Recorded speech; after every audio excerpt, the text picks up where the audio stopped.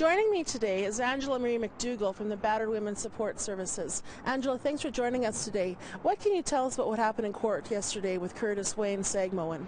Well, we saw a lot of back and forth with the Crown Prosecutor and the defense attorney. They were clearly making a deal.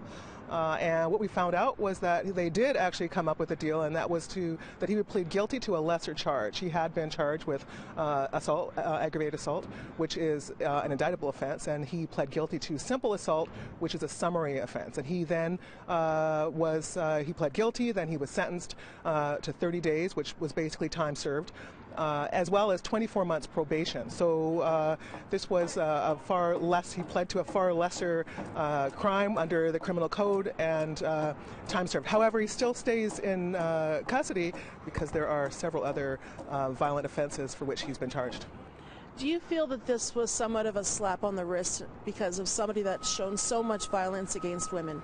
Yeah, it makes us wonder certainly about the limitations of the Canadian legal system, to what extent it can or cannot actually address violent crime against women, and particularly women that are deemed vulnerable, and women such as sex workers, which seems to be who he's doing violence toward. And so it's very concerning, certainly, that the Crown Prosecutor was content to make this plea deal. I think it tells us very clearly that they are not caring about women's safety in the broad sense and not wanting to use the legal system in that way. Absolutely. And he has his next court appearance on February the 11th? He does, and we're going to be there.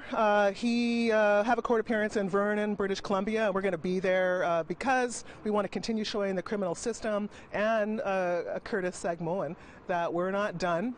He's charged with not only 2 more assaults on another sex worker, and that he'll do his first appearance on that on February 11th.